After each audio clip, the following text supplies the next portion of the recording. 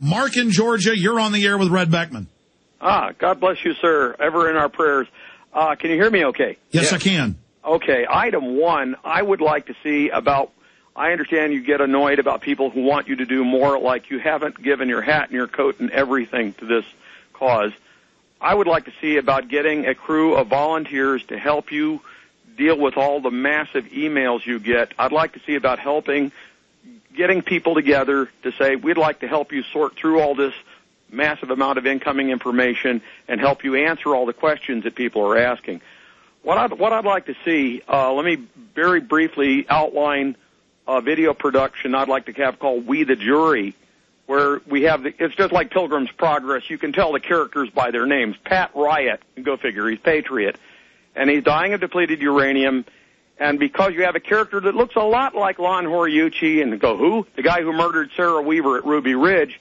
And Pat's writing to everyone, nobody's doing anything, and Pat takes actions that will suffice to say would not be called for in a lawful government that was doing what was right. But then if that were the case, and then Lon would never have dared murder Sarah Weaver. And basically, hold on just a minute, Mark. I'm going to put you on hold for a minute. Here's the deal.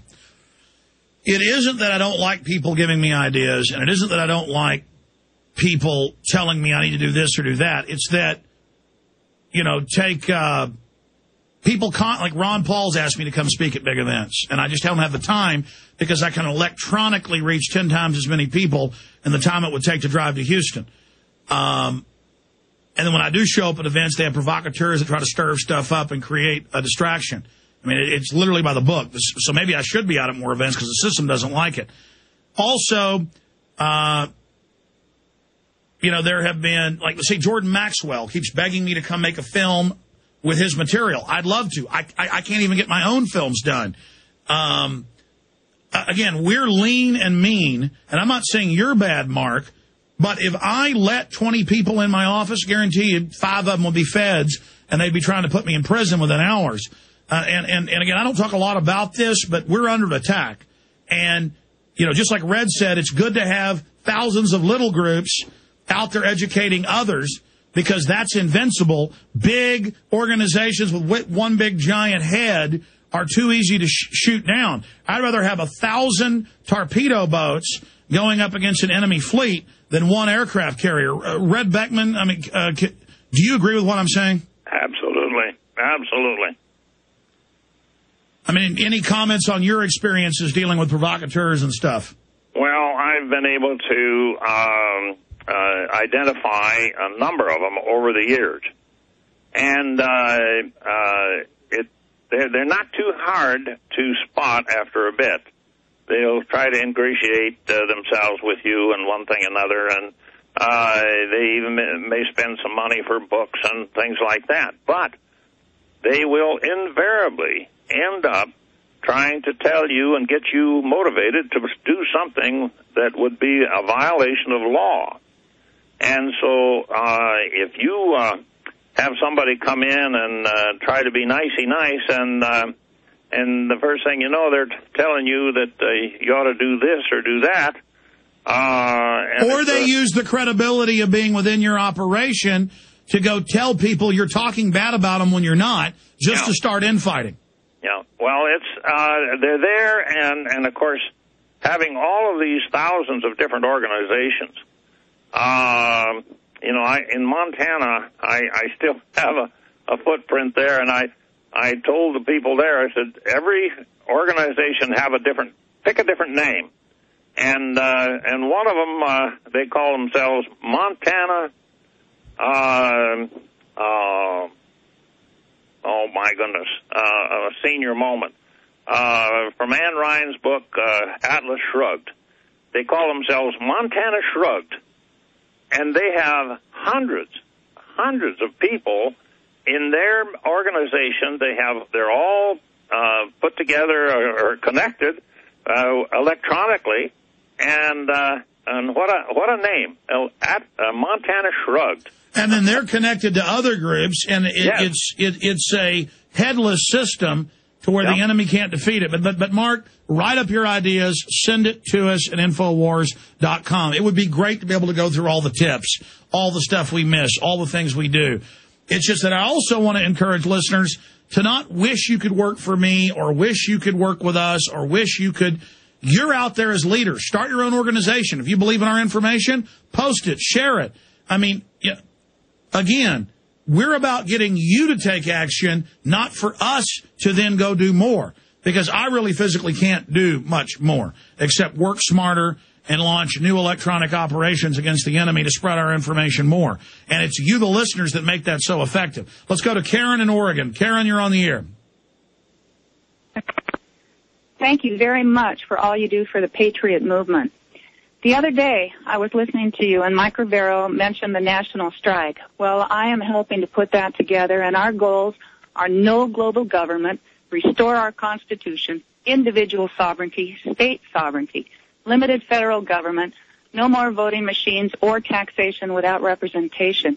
What we are trying to do here is unite all of the fractionated groups all across this great country and have them get on the freedom train and totally economically withdraw and support this national strike April 15th through April 18th. Can you endorse this?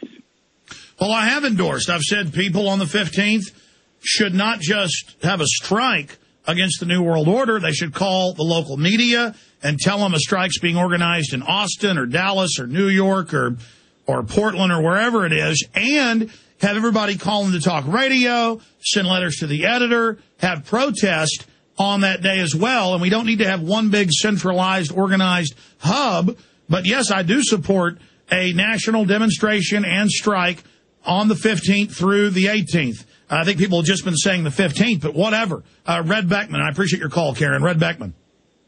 Yes, I think that that is going to be a landmark in, American history. I think it's going to happen. I think it's going to be big, big, big. And I was just looking through the book, Why the Militia, and I had some comments in here about the press.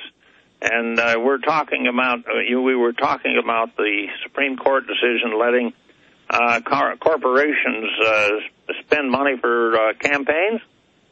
Well, they're going to be wasting their money because people are not very dependent anymore on major media.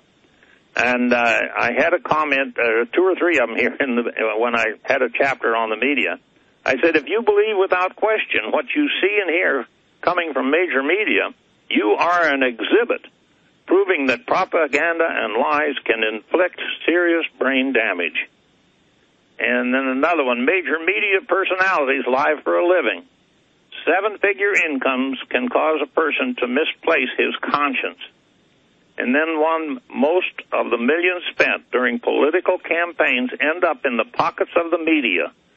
The media get the money and the people get a choice between two evils.